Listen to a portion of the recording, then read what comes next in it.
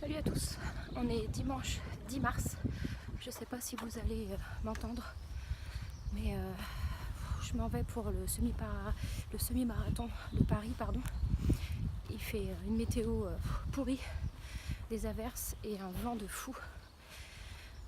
Donc voilà, la matinée s'était assez bien passée, je me suis levée comme prévu de bonne heure, j'ai pas beaucoup dormi, mais d'un seul coup c'est la panique, en plus la montre n'a pas chargé. Et puis du coup avec cette météo tu sais pas trop comment t'habiller, je suis pas trop équipée pour la pluie. Donc voilà, je pars pas trop avec le smile. Mais bon, je vais rejoindre les copines et puis je vais essayer de pas me foutre la pression. De toute façon ça reste dans le cadre de ma prépa marathon. Mais bon voilà, le sac à dos, la tenue de rechange. C'est toujours une expédition quand on part en compétition comme ça, surtout quand ça se passe pas chez soi. Voilà, en espérant que ça se passe bien sur la route. Et puis après, ça va être l'attente dans les sas de départ. Et puis tout ça. Bon, ça y est, j'ai déjà les yeux qui pleurent. Bon voilà. Allez, c'est parti. J'espère que ma montre va tenir le coup. Allez, go. À tout à l'heure.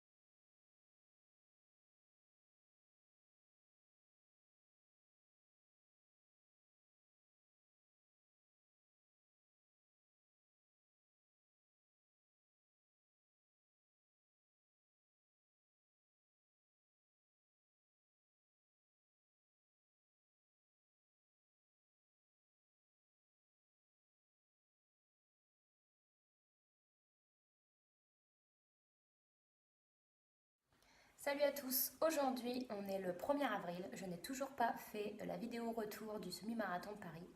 Donc voilà, je vais vous faire quand même mon avis sur cette course, je vais essayer d'être brève. Pour résumer un petit peu, donc moi je suis de Compiègne dans l'Oise, à une bonne heure de Paris en voiture.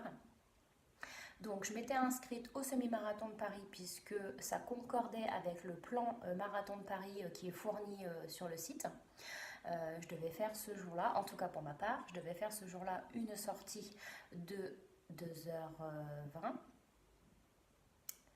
à peu près, 2h20 ou 2h30 je crois, donc ça allait faire chez moi un semi-marathon. Donc autant m'inscrire au semi-marathon de Paris, déjà d'une ça allait me changer les idées, ça allait me mettre en condition de compétition, et puis ça allait me faire découvrir aussi un autre endroit, un autre tracé, un autre parcours, voilà.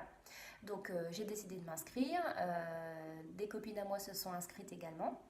Et puis donc on est parti le samedi matin sur Paris pour aller chercher les dossards à la Villette.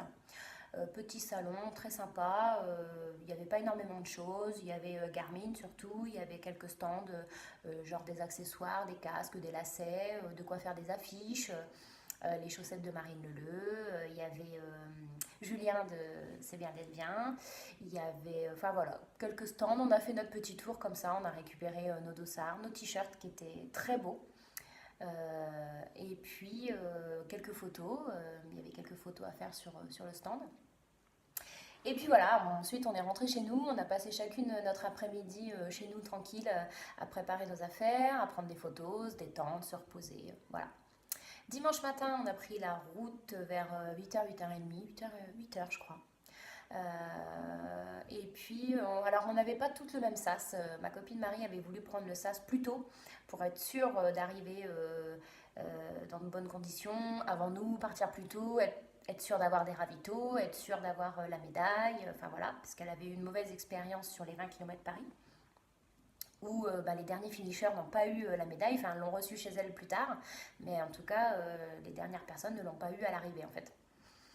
Et puis, moi et Fabienne, on avait pris le dernier sas, le sas rose.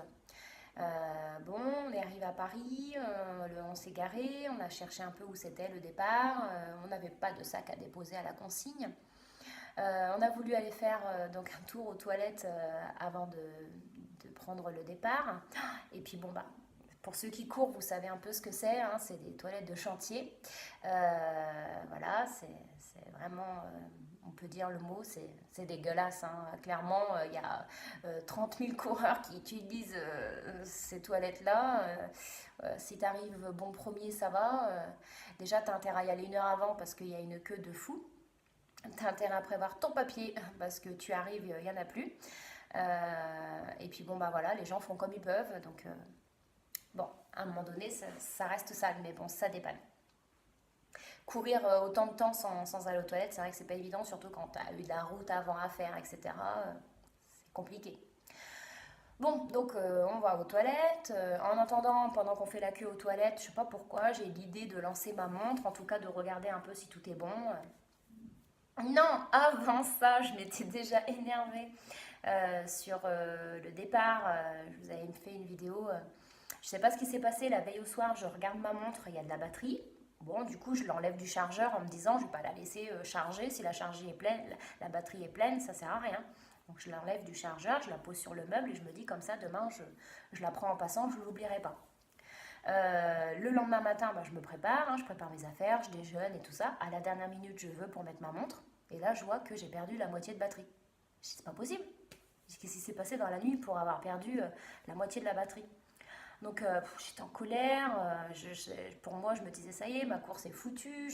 Je ne sais pas courir sans montre. Je ne vais pas savoir à combien je cours. Je ne vais pas réussir à me réguler. Oui, sur la course, tu as des panneaux qui te disent à combien de kilomètres tu es. Mais si tu pars trop vite, si tu pars pas à la bonne allure, surtout que j'y allais pas pour faire une perf, j'y allais pour faire ma sortie longue. Donc il fallait quand même que je me préserve. Bon, enfin bref, je suis partie avec mon câble, j'ai chargé dans la voiture de mon ami. Et puis je me suis dit, bon, c'est bon, je vais réussir à avoir un petit peu de batterie quand même, ça va le faire, ne te stresse pas Zaza, ça va le faire. Donc je reviens à ma queue de toilette, et là je bidouille ma montre, et là je vois que la montre en fait ne part pas. Elle reste sur attendez, enfin patientez. Et je fais non, elle va pas partir. Donc je regarde dans le menu, donc moi je courais depuis plusieurs années avec une montre TomTom, hein, la TomTom Runner 3. Donc je vais voir dans Info et je vois que je n'ai pas les Quick GPS. Et là je dis mon Dieu, donc il faut que je la reboote avec l'application pour qu'elle se remette à jour. Et là ça veut pas, la synchronisation ne veut pas se faire avec le téléphone. Je me dis bon c'est foutu. Et mon amie Marie, qui court aussi avec une TomTom, se met elle aussi à vouloir regarder sa montre. Et là, pareil, même problème. On entend 2-3 personnes râler aussi dans la queue des toilettes. Apparemment, je sais pas, il y a eu des petits soucis avec les montres. Bon, c'est pas grave.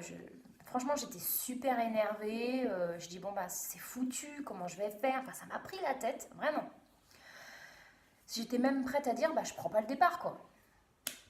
Alors c'est nul, hein, vous allez me dire, mais voilà, pour moi c'était compliqué quoi.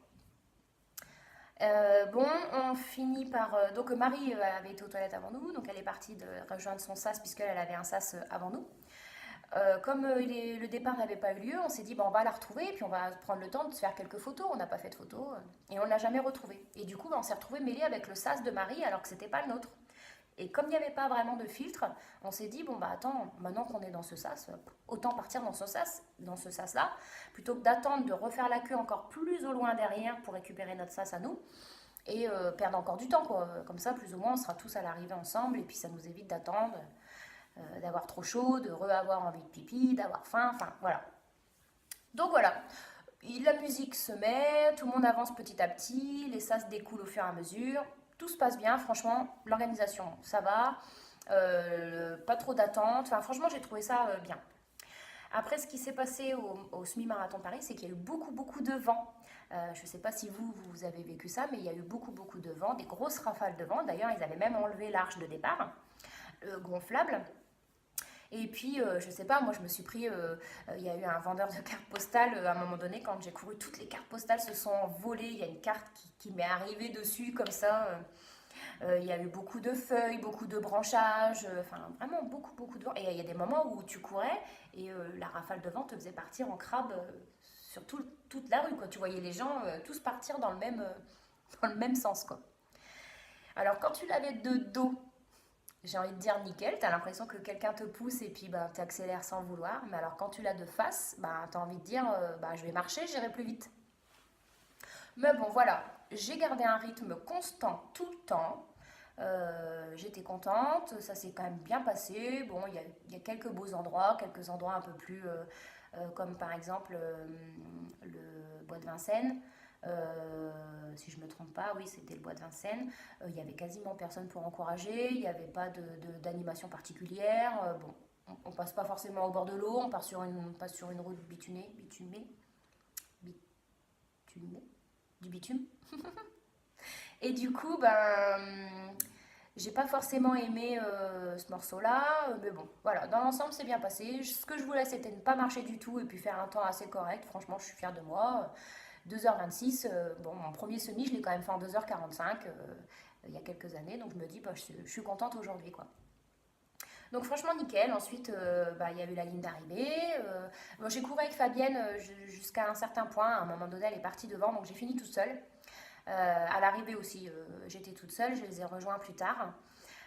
J'ai retrouvé Mathilde, une Instagrammeuse que je suis, je savais qu'elle était alarmiste des médailles. Donc j'étais contente de tomber sur elle pour faire une photo souvenir à la fin. Et puis voilà, toute mignonne, toute gentille à l'arrivée, ça faisait du bien. Après, bah, j'ai eu mes traditionnels mal de jambes à l'arrivée. On a récupéré un super sac de sport, boissons, bananes, il y avait des petites bières sans alcool. Enfin, je vous ai mis tout ça aussi. Et puis voilà. Enfin bref, on est rentré. J'ai dû manger sur le tard, je crois, 15h et quelques ou 16h, un truc comme ça. On s'est reposé, chacun est rentré chez soi, la douche, ranger les affaires, lancer la lessive, enfin voilà, faire ses petites photos. Regarder les photos qu'on a pu prendre ou quoi. J'ai pas beaucoup pu filmer pendant la course, j'essaierai de vous mettre quelques rushs, mais franchement, j'arrive pas trop à gérer encore, courir, sortir le téléphone, filmer. J'ai cru que j'avais filmé à des moments et j'avais pas filmé. Enfin, bon bref, il faut que je m'améliore. Je sais pas comment je vais faire au marathon. Euh, et puis, euh, et puis bah, le soir, on s'était prévu un resto avec mes copines, donc celles qui ont couru et puis d'autres, hein. Et puis comme ça, bah, on a partagé un bon moment, on s'est bien régalé et puis on a pris une photo avec nos médailles. Et puis voilà, hein, on ne s'est pas couché non plus trop tard puisque ben, lundi il y avait boulot. En tout cas, c'est une course que je recommanderais. J'ai bien aimé. Bon, les dossards parisiens sont toujours un peu chers, mais bon, pourquoi pas quoi. Après, de toute façon, ça reste quand même une des plus proches de chez moi, quoi qu'il arrive. Par chez moi, il n'y a pas grand chose, mis à part des trails ou des choses comme ça, où c'est vraiment pas intéressant quoi. Mais voilà. Donc voilà, je la recommande. Moi, j'ai trouvé ça bien. C'est sûr qu'il y a beaucoup de coureurs. Il faut se caler. Il faut se dire que si on part pour une certaine allure, il ne faut pas se faire emballer par la foule. Il faut garder son allure, d'où l'importance d'avoir une montre pour se surveiller. Les ravitaux étaient top. Il y avait de l'eau, il y avait des fruits secs, il y avait du sucre, il y avait du chocolat, il y avait des pâtes de fruits. Enfin, franchement, c'était bien. Il y avait un ravito tous les 5 kilomètres, des poubelles. J'ai trouvé les bénévoles super sympas, des groupes de musique, des animations, des gens qui encouragent, des petits enfants qui te font taper dans les mains. Enfin, non, franchement, c'est sûr que ça te sort de ton train-train quotidien. Et puis, même si vous avez l'impression que vous ne le valez pas, que vous ne faites pas des temps, que vous ne visez pas de perf, allez-y, quoi. Ne serait-ce que pour sortir de votre routine, de courir par chez vous, de découvrir un nouveau parcours. de découvrir une ville, mine de rien, en courant. Et puis bon, bah, ça vous fait passer la course vachement plus vite quand même, parce que bah, y a des moments où vous pensez plus au fait que vous êtes en train de courir, vous pensez à tel monument, à telle rue, à regarder les gens. Les gens s'encouragent, en plus, dès qu'il y a un coup de mou, t'as quelqu'un qui va te dire allez, vas-y, lâche pas. Non, franchement, j'ai bien aimé. Comme beaucoup des courses que je fais, généralement, c'est toujours des bons moments, même si des fois t'es dans le dur. Voilà, bah, je vous souhaite une bonne fin de journée. Je ne sais pas à quelle heure vous regarderez la vidéo. Et puis, je vais avancer dans mes montages et je vais essayer de vous publier tout ça. Voilà. Aujourd'hui, on est à moins de 15 jours du marathon. Donc, ça approche. Allez, ciao!